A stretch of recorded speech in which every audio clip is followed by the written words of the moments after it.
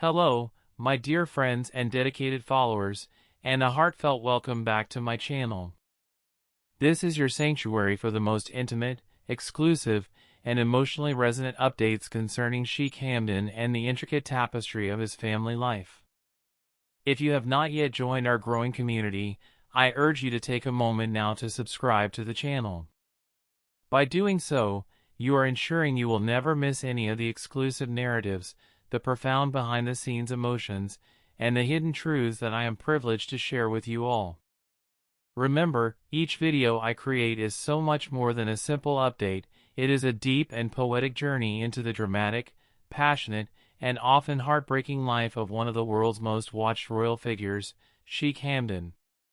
So, without further delay, let us immerse ourselves in the latest chapter of this ongoing saga. In my previous video, I left you with an image of serenity, Sheikh Hamdan finding a temporary refuge in the breathtaking, green rolling landscapes of Yorkshire, England. His time there was a carefully orchestrated escape, not merely for relaxation, but to savor genuine, quality moments with his closest friends and, most significantly, with Shalma and her welcoming family. Shalma, who is widely known for her exceptionally close and comforting bond with the Sheikh, masterfully created a warm, nurturing, and utterly welcoming environment for him, a safe harbor where he could simply be Fazza, away from the blinding spotlight. The Yorkshire trip was a beautiful collection of light-hearted moments, of sincere family bonding, and of a profound peace that Sheikh Hamdan actively seeks outside the glittering, demanding confines of Dubai. Picture the scene. The majestic, emerald hills of Yorkshire provided a stunning backdrop for a much-needed emotional reset. Far from the immense pressures of his royal duties and the complex political landscape of Dubai, Sheikh Hamdan was seen genuinely laughing, his spirit feeling lighter. He enjoyed long, contemplative walks through the countryside, shared hearty, home-cooked meals around a large table with Shalma's family, and, most touchingly, watched his beloved children, the adorable little Rashid and Shaika, play and explore in a natural, unstructured environment that was a world away from the formal, opulent halls of the royal palaces. For a man who carries the weight of a future nation on his shoulders, these simple, unscripted joys, the laughter of his children in the open air, the comfort of unpretentious company, meant absolutely everything to his weary soul. However, as we have come to learn, life rarely remains calm for long when it comes to Sheikh Hamdan and the intricate web of relationships that surround him. The Yorkshire idyll was, as all good things must be, temporary. On the 4th of September, Sheikh Hamdan, with an undoubtedly heavy heart, returned to the vibrant, sun-drenched city of Dubai, bringing along his two young children, Rashid and Shaika. The reason for his abrupt return was one of profound importance and deep religious significance. The 5th of September marked the sacred occasion of Eid Milad an-Nabi, the celebration of the Prophet Muhammad's birth. As a deeply devoted Muslim and the Crown Prince of Dubai, his presence was not just expected, but essential. He had a duty to attend the special prayers, to lead his family in observing this holy occasion, and to present a united, serene front to the world. And so, the world saw him there, composed, dignified, and reverent, a pillar of strength and faith for his people. But behind that calm and regal exterior, Sheikh Hamdan carried a heavy, burdensome secret, a silent storm raging in his heart. While he was in Yorkshire, surrounded by tranquility, he had made a conscious and deliberate choice not to tell Shalma about a recent, and rather painful, incident that had transpired just before his trip, in Newmarket. What was this incident, you ask? Allow me to pull back the curtain.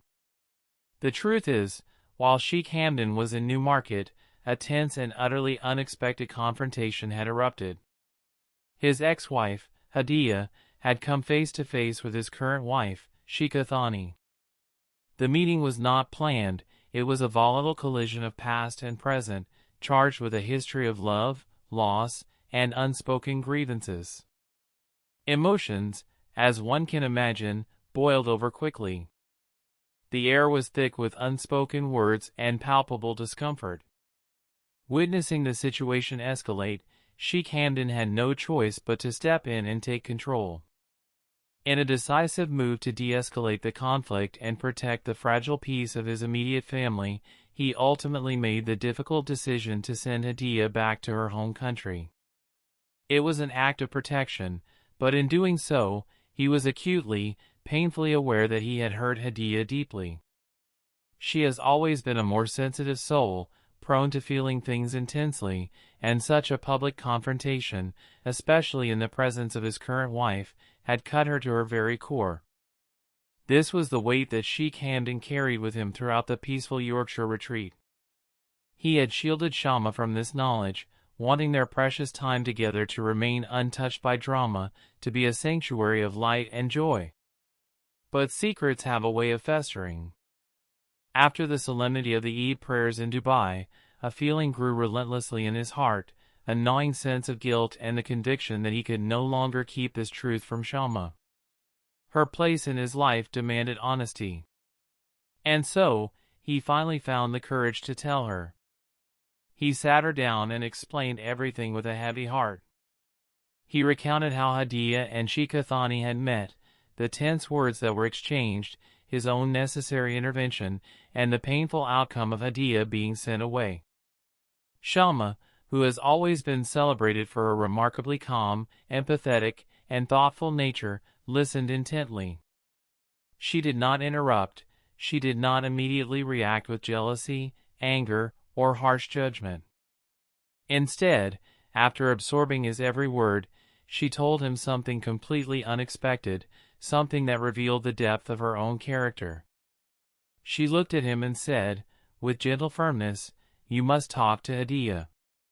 You must apologize to her. She must be incredibly hurt after such a humiliating incident." Her words genuinely surprised Sheikh Hamdan. In his mind, the matter was resolved, his duty fulfilled the moment he had protected the dignity of his current wife and maintained family order. But Shama, with her profound emotional intelligence, reminded him of a fundamental truth: emotional wounds are not so easily healed by distance and decree. Hadiyah, though no longer his wife, had once shared a life with him. She had loved him deeply, had been a central part of his destiny, and had given him beautiful children.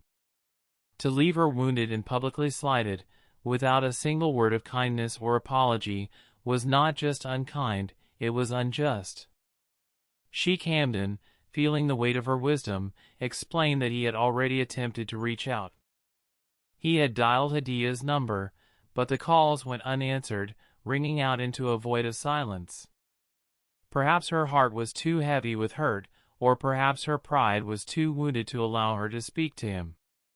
But Shama, unwavering in her counsel, told him, "Then you must meet her."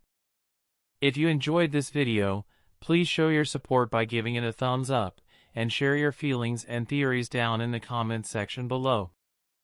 And of course, don't forget to subscribe to stay